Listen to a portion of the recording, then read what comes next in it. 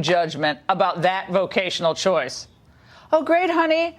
That's fantastic. Hanging off a stripper pole is a much better choice than business school. Yay. The selective outrage and the twisted morality of the left never fails to amaze me. But through all this, the Democrats have revealed themselves. With nothing else to run on, they now have become essentially the party of MS-13, not animals, I guess transgender bathrooms, open borders, NFL protests, filthy comedians, partial birth abortion, oh, and let's throw in pot.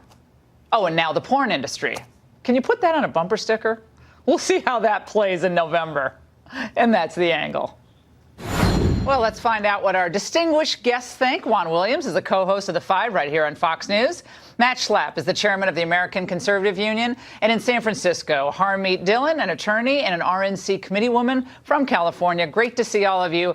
Harmeet, I got to start with you because it's a bad day for humanity. It's, you can't make a value judgment now about one profession over another. They're all the same, because we as mothers don't ever do that. Okay. We do that every day. Our kid walks out the door when we look at what she's wearing. Come on. But what do you make of the left getting totally unhinged about Rudy's comments in Israel? Well, it's of a piece of them getting totally unhinged on every single issue, as you pointed out, Laura. They've become the party of MS-13. They've become the party of open borders. They've become the party of pot legalization, of abortion on demand under every circumstance. They've completely lost their moral compass, and they've forgotten about the men and women who the president has promised to help. And so, they've completely lost it. They have not been able in the midterms here so far to articulate a message that's positive. And they can only talk about these horrible extremes. I mean, it's a sad day in America when a porn star who has repeatedly lied and changed her story is the standard bearer of the left. I mean, come on. I think that all people are equal and should be treated with respect. But they can do better than to lionize this lady and feed and perpetuate this sideshow. It's not good for America. We should be focusing on what can be done to better the lives of all of our citizens here, not on this garbage sideshow. All right, let's go to Juan. Juan, your reaction to this today? I don't think anybody's lionizing Stormy Daniels. I think it was Rudy Giuliani who defamed her and said that, she lacks credibility given that she's a porn star and that at some point he said she was selling her body.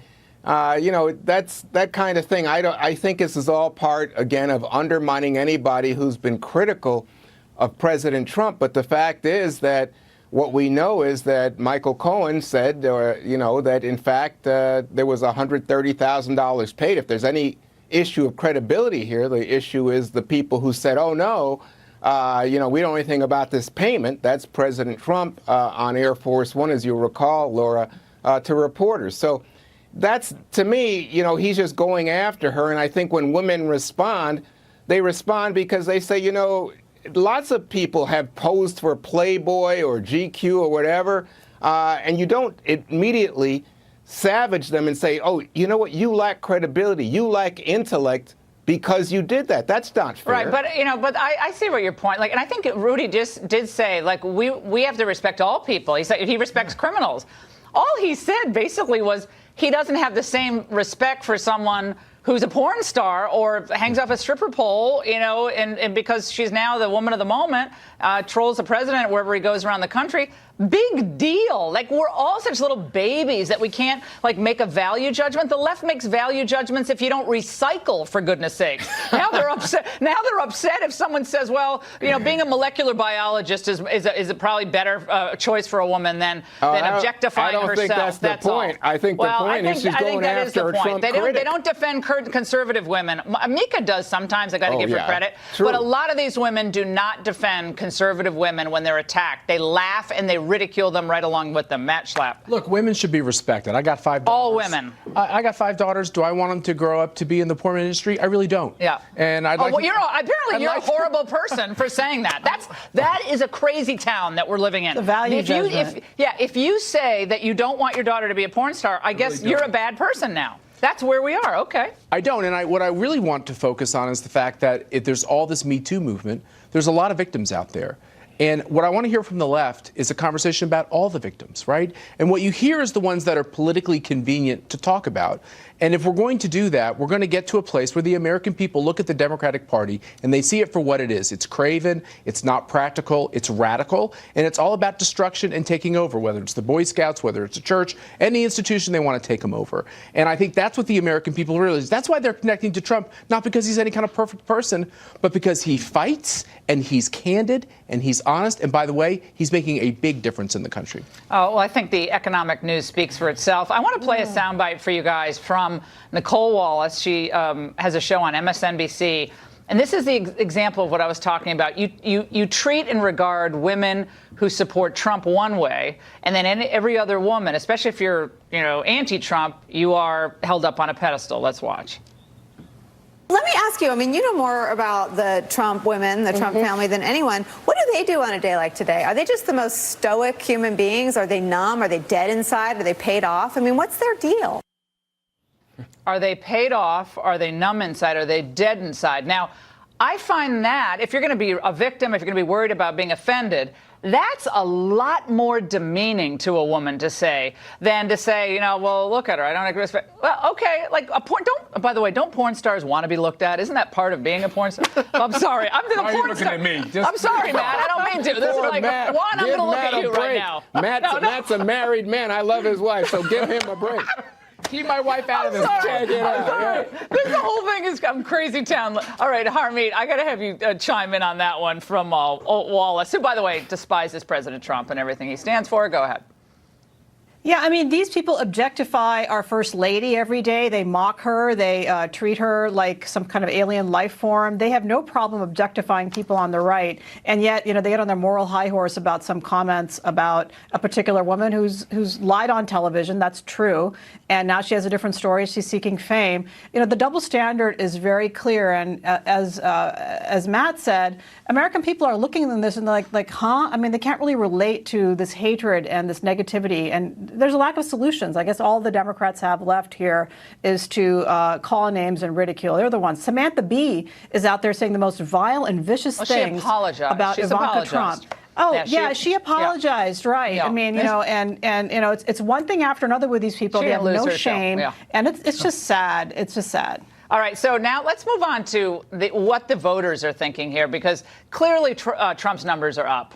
Even though NBC Wall Street Journal, they had to admit it's highest number he's had in their poll. He's now at 44%. Now, he's not over 50.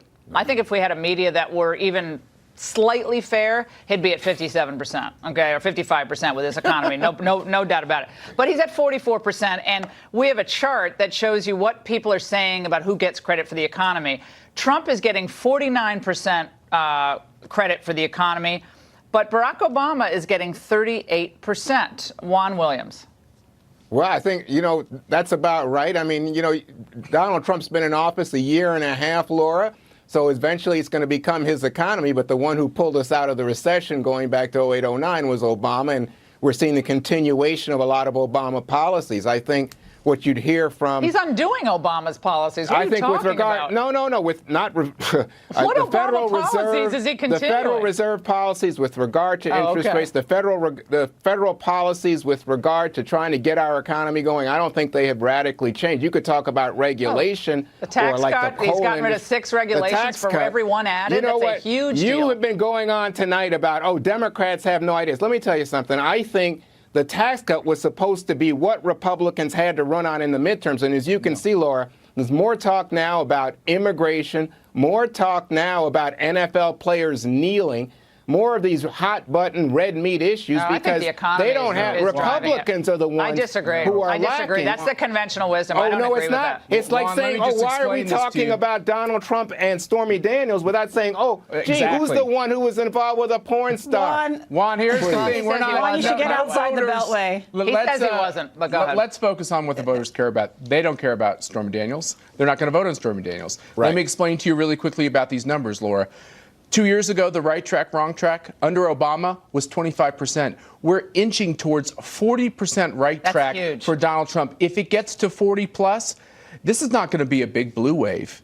this is going to be a very good night for Republicans. The fact is that American people are practical. They want jobs. They want economic prospects to improve, and they want to feel safe in their homes and in their families. And that's what's happening. And the Democrats have no alternative to it. Again, pot, porn industry, abortion, open borders, and MS-13. What about health care? What about health care? What about health care? What about Obamacare that was so terrible? Exactly did. How about they wrecked our health care and they promised we could keep our doctors and they all retired because they hated being in medicine. Check the same polls that Matt was just talking about, Laura, and you'll see the American people want something reasonable done with our health care issue. Freebies. But they're not going to want vote something done with regard to education. Vaughn, we voted on health care 4 elections in a row, and it was the American people overwhelmingly say Obamacare failed us. Well, look at the polls now, Matt. It's going to be a hot issue going into the polls. Okay, guys, we're out of time. Okay, I think, is Kathleen Sebelius running for anything? That's all I can say. Hope so. I hope so. I think Kathleen should run. Is that website working Doesn't she run a website company? No, exactly. Oh, no. Well, guys, fantastic segment, as always. By the way, the Inspector General may have a bombshell surprise for us. We're going to tell you why coming up.